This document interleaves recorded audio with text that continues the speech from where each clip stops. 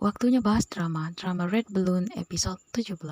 Ketika Cawon mendatangi rumah Bada yang baru, Ibu Bada terlihat sangat marah kepada Cawon. Ini adalah pertemuan pertamanya dengan Cawon setelah dia memergoki Unkang dan Cawon berselingkuh di taman. Ibu Bada mengatakan Cawon adalah menantu yang kurang ajar. Ibu Bada semakin marah karena dia mengira Cawon dan Unkang sudah tinggal serumah. Ibu Bada meminta agar Cawon membawanya menemui orang tua Cawon.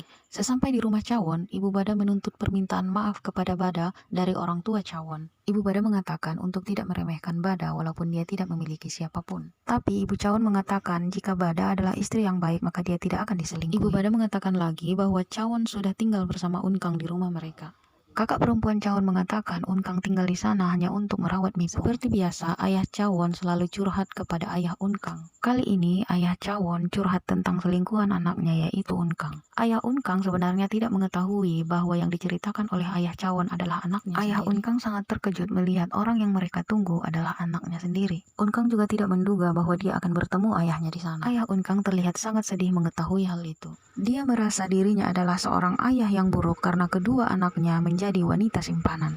Mipeng menceritakan kepada ayahnya bahwa Unkang dipukul oleh neneknya beberapa hari lalu. Cawon pun meminta Unkang untuk bertemu di sebuah kafe. Cawon meminta maaf kepada Unkang atas nama mertuanya. Tapi Unkang mengatakan dia merasa lebih tenang setelah dipukul seperti itu. Cawon juga menyampaikan permintaan maaf karena telah membuat Unkang mengalami yang tidak seharusnya. Cawon mengatakan dia merasa bersalah atas perlakuan yang diterima oleh Unkang selama ini. Tapi Unkang malah menjawab bahwa dia sangat merindukan Cawon. Tentu saja hal itu membuat Cawon luluh lagi.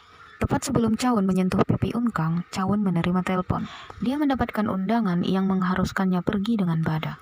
Unkang mengatakan kepada Cawon karena ini adalah undangan pasangan maka Cawon harus mengajak Bada. Karena yang sakit adalah dokter yang pernah merawat ibunya maka Bada pun setuju pergi dengan Cawon. Besoknya Unkang mendatangi rumah Cawon dan membawa beberapa bahan makanan. Raut wajah Cawon terlihat bahagia melihat kedatangan Unkang. Unkang menanyakan kepada Cawon apakah Bada bersedia ikut dengannya. Cawon mengatakan bahwa dia dan Bada selalu pergi ke pertemuan ini sebagai pasangan. Artinya Bada menyetujui. Unkang terlihat tidak senang dengan jawaban Cawon. Karena Unkang membeli banyak bahan makanan, Cawon meminta tanda terimanya agar dia bisa membayarnya kepada Unkang. Unkang mengatakan tidak perlu dibayar karena yang dia beli hanya untuk camilan Mipung. Karena Cawon merasa Unkang telah mengeluarkan banyak uang untuk mereka, dia pun meletakkan beberapa lembar uang 50.000 won di atas meja untuk membayar Unkang kembali. Tapi sepertinya hal itu membuat Unkang tersinggung. Dalam perjalanan menuju pertemuan tersebut, Cawon sempat memperhatikan jari-jari Bada yang tidak menggunakan cincin kawin lagi. Di rumah Cawon ada Unkang yang merasa tidak tenang karena Cawon dan Bada pergi berdua. Dia takut Bada dan Cawon akan rujuk lagi. Dia bahkan membayangkan Cawon dan Bada akan bermesraan di dalam mobil. Tetapi yang sebenarnya terjadi tidak seperti itu. Setelah acara selesai, Bada segera ingin bergegas pulang. Padahal Cawon ingin membicarakan Mipung dengan Bada. Bada mengatakan dia bersedia hadir bukan karena sebagai pasangan Cawon. Dia hadir karena Profesor Han adalah orang yang membantu ibunya saat ibunya sakit. Saat Cawon pulang, dia melihat Unkang sedang minum di sana. Sebelum Cawon sempat masuk ke kamar, Unkang mengatakan bahwa semua ini terlalu sulit untuknya. Karena selama Cawon dan Bada pergi, banyak hal yang dibayangkan oleh Unkang. Unkang juga mengatakan bahwa Cawon sebenarnya memanfaatkannya sama seperti yang Bada lakukan.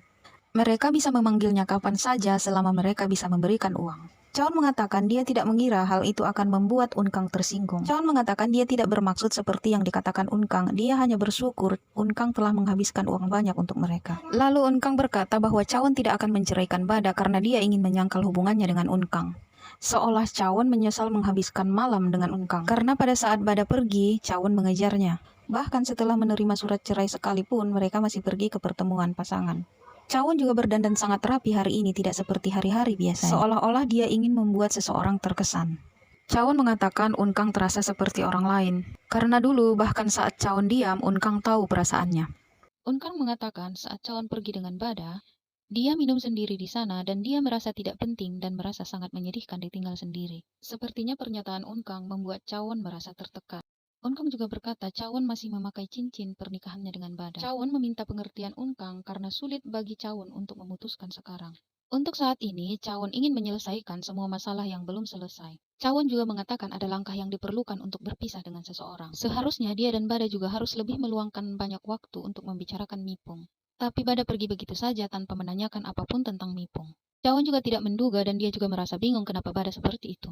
Unkang menanyakan arti dirinya untuk Cawon. Apakah dia hanya pelampiasan emosi Cawon, atau Cawon hanya menganggap Unkang seperti mainan yang bisa dimainkan saat dia bosan dengan pernikahannya? Unkang mengatakan kepada Cawon untuk memenuhi kewajibannya kepada Unkang. Cawon membuka cincin kawinnya dan meletakkannya di atas meja. Setelah Cawon melepaskan cincinnya, Unkang malah mengatakan lebih menyakitkan melihat Cawon memaksakan diri. Cawon berkata dia juga membayangkan masa depan bersama Unkang. Cawon mengatakan bahkan jauh sebelum mereka tidur bersama, jauh sebelum Unkang menunjukkan perasaannya, Cawon juga sudah memikirkan bagaimana rasanya saat memeluk Unkang, seperti apa rasanya hidup dengan wanita seperti Unkang. Tapi menurut Unkang itu saja tidak cukup. Menurutnya banyak orang-orang yang membicarakannya di belakang, tetapi mengucapkan yang ingin dia dengar ketika mereka di depannya.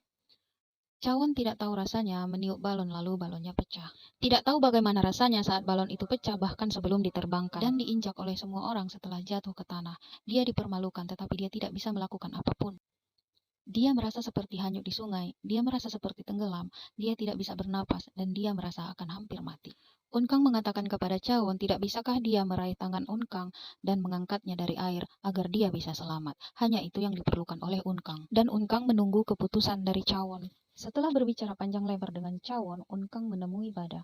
Unkang mengatakan dia minum cukup banyak untuk mengumpulkan keberanian bertemu dengan Bada. Unkang mengatakan alasannya menerima semua tanpa mengatakan apapun. Saat semua orang melihatnya dipermalukan oleh Bada, itu karena dia merasa bersalah kepada Bada. Bada mengatakan jadi selama ini Unkang tahu bahwa perbuatannya salah. Unkang mengatakan sebagian adalah salah Bada. Bada menjawab jika dia pernah melakukan kesalahan itu adalah mempercayai Unkang. Unkang mengatakan kesalahan Bada adalah meremehkan Unkang. Unkang pernah mendengar Bada mengucapkan bahwa dia tidak akan kehilangan suaminya hanya karena wanita seperti Unkang. Bada hanya menganggapnya sebagai gadis suruhan yang bisa dipanggil dengan mudah untuk melakukan berbagai tugas dan memberikan sedikit bayaran. Unkang juga mempertanyakan niat Bada saat Bada memperkenalkannya dengan Duda anak dua.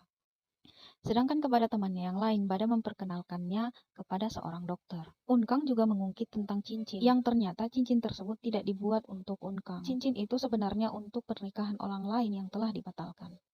Menurut Unkang, dia bahkan tidak sepadan dengan produk promosi $10 di TV. Unkang mengatakan dia tetap di sisi Bada karena dia butuh uang. Tetapi Unkang merasa Bada memanfaatkannya karena telah mengetahui kelemahan Unkang. Bada selalu memanggil Unkang kapanpun yang dia mau. Bahkan dia juga disuruh untuk mengurus anak dan ibu Bada. Bada juga mengajak Unkang dalam perjalanan bisnis Bada. Bada menyuruh Unkang untuk menganggapnya sebagai perjalanan. Tapi yang mengurus koper adalah Unkang, yang membangunkan di pagi hari adalah Unkang. Kadang menjadi seorang tukang pijat, kadang sebagai pencicipi makanan, dan berlutut di bawah kaki Bada untuk melepaskan but panjang Bada, yang membawakan pembalut untuk Bada, yang mengambilkan sumpit ketika dijatuhkan Bada. Bahkan saat Bada kekurangan sesuatu ketika mereka makan, yang memanggilkan pelayan pun adalah Unkang. Bada mengatakan dia selalu berterima kasih setiap kali Unkang membantunya. Tapi menurut Unkang, ucapan terima kasih Bada itu hanya sebatas di mulut saja. Tatapan Bada mengatakan bahwa Unkang hanyalah pesuruh untuk Bada. Unkang menginginkan kehidupan Bada semenjak Bada menginjak-injaknya, semenjak Bada tidak menganggapnya sebagai teman, semenjak Bada memperlakukannya lebih rendah daripada seorang teman. Jika waktu bisa diputar kembali, Unkang memilih untuk tidak mengenal Bada. Di akhir obrolan itu, Unkang mengatakan tidak bisakah dia menjadi Bada dan hidup seperti Bada. Bada mengatakan apa maksud Unkang mengatakan itu. Unkang mengatakan bahwa Bada mengetahui maksudnya. Apakah maksud Unkang adalah agar Bada melepaskan Cawon dan dia akan hidup sebagai istri Cawon? K-Dramavers, your drama reference. Jangan lupa subscribe.